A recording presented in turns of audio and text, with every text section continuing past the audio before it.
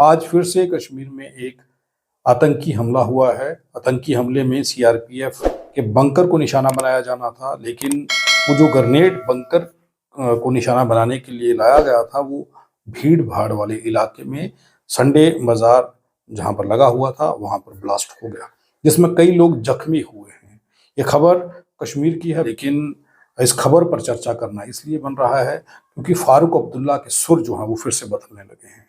फारूक अब्दुल्ला ये कह रहे हैं कि आतंकवादियों को जिंदा पकड़ना चाहिए। कल वाली घटना के बाद उनका बयान आज अखबार में छपा था। वो ये कह रहे थे कि आतंकवादियों को मारा ना जाए, उन्हें जिंदा पकड़ा जाए और पता लगाया जाए कि उनके पीछे कौन है, आखिर वो आ कहां से रहे हैं, उन्हें जिंदा पकड़ा जाना चाहिए। फारूक अब्दुल्ला ने ये कहा है और इसके बाद चर्चा का विषय बन गए। डिबेट्स होने लगे टीवी चैनल्स पर, चर्चा होने लगी कि फारूक अब्दुल्ला ने ऐसा क्यों कहा। क्या फारूक अब्दुल्ला आतंकवादियों को बचाना चाहते हैं? क्या फारूक अब्दुल्ला नहीं चाहते कि आतंकवादियों का इनकाउंटर हो? ये सारे डिबेट्स नेशनल टीवी चैनल्स पर होने लगे। चर्चा होने लगी कि फारूक अब्दुल्ला की क्या आतंकवादियों के प्रति हमदर्दी है। वो ये इसलिए कह रहे हैं कि आतंकवादियों को बचाया जाए।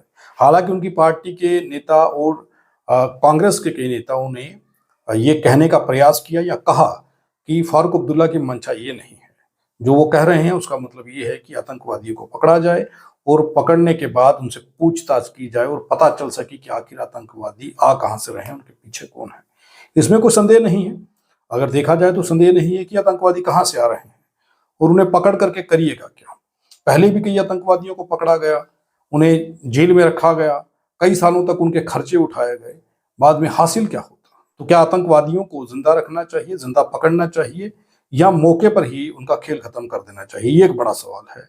लेकिन आज जो संडे मार्केट्स में जो हुआ है कश्मीर में, वो भी कल ही की घटना के बाद फारूक अब्दुल्ला का ये बयान था, जो नेशनल कॉन्फ्रेंस के सरप्रस्त हैं इस वक्त, जो नेशनल कॉन्फ्रेंस के अध्यक्ष हैं, उनका बयान था कि आतंकवादियों को जिंदा पकड़ा जाना चाहिए, उनसे पूछताछ की जाए।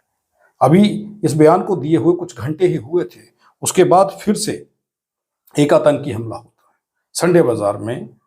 हालांकि ये कहा जा रहा है कि वो आतंकी जो थे या जो था, वो इस ग्रेनेड को सीआरपीएफ के बंकर पर फेंकना चाहता था, लेकिन गलती से या फिर हफड़ा दफड़ी में ये ग्रेनेड जो है ये संडे बाजार में फट गया और कई लोग जख्मी हुए हैं। तो आतंकवादियों की मंशा क्या थी? वो सीआरपीएफ के बंकर को निशाना बनाना चाहते थे। और ये ग्रेनेड अगर फटा कैसे, आखिर हुआ क्या है, इस खबर को थोड़ा समझते हैं। एबीपी ने अपनी वेबसाइट पर जो पोस्ट किया है उसमें लिखा गया है कि अचानक से फटा ग्रेनेड और फिर संडे मार्केट में मच गई भगदड़। रविवार यानी कि 3 नवंबर 2024 को इस वक्त इस बाजार में सन्नाटा पसरा हुआ है। आतंकियों ने इस मार्केट की चहल पहल को बड़े ग्रेनेड हमले से शांत कर दिया। ताजा अटैक में कम से कम 12 लोग जख्मी हुए। ऐसा बताया गया है कि हमला केंद्रीय रिजर्व पुलिस बल सीआरपीएफ बंकर पर किया गया था। लेकिन समाचार एजेंसी पीटीआई के मुताबिक ये हमला कड़ी सुरक्षा वाले टूरिस्ट रिसेप्शन सेंटर टीआरसी के पास हुआ। यह हमला तब हुआ जब एक दिन पहले ही भारतीय सुरक्षा बलों ने श्रीनगर के डाउनटाउन खनियार इलाके में लश्कर-ए-तैयबा के एक शीर्ष आतंकी कमांडर को मार गिराया था। सारे बाजार में ग्रेनेड से हुए इस हमले के पीछे लश्कर-ए-तैयबा का हाथ होने के आदेश जताया जा रहा है। जिस जगह ग्रेनेड फटा वहां संडे मार्केट लगा है और वहां गर्म कपड़े, कंबल, जैकेट, बर्तन, क्रॉकरी, जूते आदि बेचने वाले फेरी वाले इकट्ठा होते हैं। समाचार एजेंसी पीटीआई ने अधिकारियों के हवाले से बताया है कि अज्ञात आतंकवादियों ने श्रीनगर शहर में tourist reception centre TRC crossing के पास सीआरपीएफ के मोबाइल बंकर वाहन पर ग्रेनेड फेंका। एक अधिकारी ने बताया ग्रेनेड का निशाना चूक गया और वह सड़क पर फट गया। इससे 12 से अधिक नागरिक घायल हुए हैं। हमले में घायल लोगों को इलाज के लिए श्री महाराजा हरि सिंह अस्पताल में भर्ती करवाया गया है। ये हमला श्रीनगर के लाल चौक के पास हुआ है, जहां हर रविवार को साप्ताहिक बाजार लगता है। फिलहाल ये बाजार शांत है और सेना की गाड़ियां गश्त कर रही हैं। फिलहाल किसी संगठन ने इस हमले की जिम्मेदारी अभी नहीं ली है। एक रोज पहले सेना ने इनकाउंटर जो किया था, जो बाद ये घटना दूसरे दिन ही होती है। बीते दिन श्रीनगर के खानियार में खुफिया इनपुट के आधार पर सुरक्षा बलों ने ऑपरेशन शुरू किया। इस दौरान हुए एनकाउंटर में सुरक्षा बलों ने लश्कर तैयबा के कमांडर को ढेर कर दिया। अभियान के दौरान जिस घर में आतंकी छिपे हुए थे वहां आग लग गई और आसमान में धुएं का गुबार उड़ता हुआ दिखा। इसी बीच फायरिंग के दौरान सुरक्षा बलों ने लश्कर के आतंकी को ढेर कर दिया। तो क्या ये माना जा सकता है कि आतंकवादियों के अंदर ये गुस्सा था कि लश्कर के जिस आतंकी को उसकी सही जगह पर सेना ने पहुंचाया है, उसका बदला वो लेना चाहते थे, लेकिन उसका बदला उनसे लिया नहीं जा रहा था। तो खिसियाए हुए आतंकवादियों ने इस घटना को अंजाम दिया। संडे मार्केट में ग्रेनेड फेंक दिया। हालांकि सीआरपीएफ की मोबाइल बंकर जो है उसे निशाना बनाने का उनकी मंशा थी, लेकिन वो अपनी मंशा में कामयाब नहीं हुए।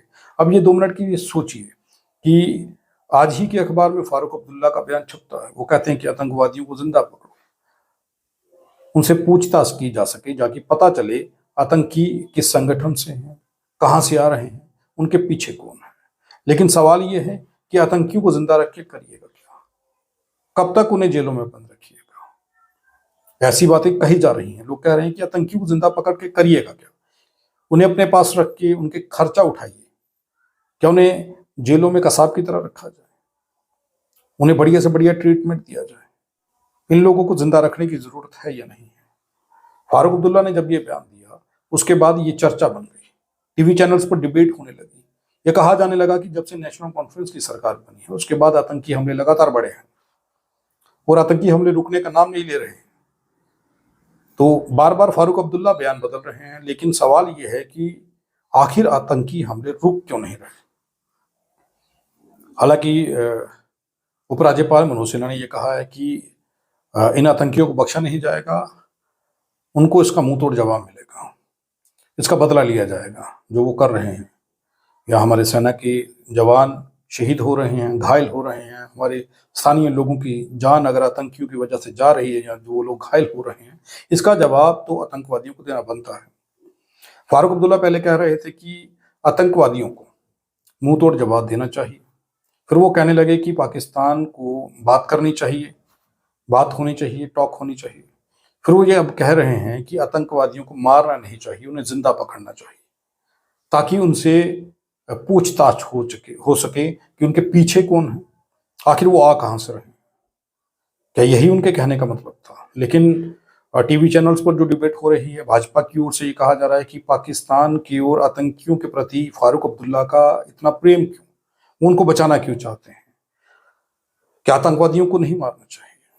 फारूक अब्दुल्ला की ये बात समझ से परे है। वो ये कह रहे हैं कि जिंदा पकड़िए और फिर जांच करिए, पता चलेगा कि पीछे कौन है, या पता करिए पीछे कौन है। क्या पूछना चाहते हैं, वो क्या कहना चाहते हैं, ये एक बड़ा सवाल है। हालांकि टीवी चैनल्स पर लगातार चर्चा चल रही कि फारूक अब्दुल्ला शायद पाकिस्तान के प्रति नरम दिल हैं, या उनके प्रति अभी भी उनके दिल में प्यार है। ऐसी बातें कही जा रही हैं। और कारण क्या है? आतंकवादी लगातार आतंकी हमले कर क्यों रहे हैं, ये एक बड़ा सवाल है। आज जो संडे बाजार में हुआ है, उस घटना को देखने के बाद ये सोचने पर मजबूर हो जाएंगे आप सब कि क्या जो सरकार बनी है, सरकार के हाथों में जम्मू कश्मीर के लोग सुरक्षित हैं या नहीं? क्या ऐसा हो सकता है कि ये सरकार जो बनी है, बड़ी जल्दी ये सरकार जो है वो टूट सकती है, गिर सकती है और दोबारा से राष्ट्रपति शासन लागू हो सकता है? हालातों को देखने के बाद तो कुछ ऐसा ही लग रहा है। लेकिन क्या होगा, क्या नहीं होगा, ये तो वक्त बताएगा। और लोग जो कह रहे हैं वो ये कह रहे हैं, चर्चा कर रहे हैं कि सरकार से हालात संभाले नहीं जा रहे हैं, सरकार आतंकी हमलों को नहीं रोक पा रही है। जब से सरकार बनी है उसके बाद लगातार कश्मीर, जम्मू तक में आतंकी हमला हुआ। तो ये आतंकी जो हमले हो रहे हैं, इसकी वजह क्या है? इस वजह का पता लगाना जरूरी है। और जो सरकार बनी है उसे भी सोचना होगा कि इन आतंकवादियों से वो कैसे निपटेंगे। इन आतंकवादियों से उनका पीछा कैसे छूटेगा और एक शांतिपूर्ण तरीके से जम्मू कश्मीर के लोग अपनी ज़िंदगी कैसे गुजारें। आतंकी हमलों के बढ़ने के बाद लोगों के अंदर अब ये चर्चा है, एक डर है, जो डर लोगों को ये सोचने पर मजबूर कर रहा है कि क्या वो सुरक्षित हाथों में हैं? क्या उनके बच्चे, उनके परिवार के लोग सुरक्षित हैं या वो लोग सुरक्षित हैं? ये चर्चा आप लोगों में है।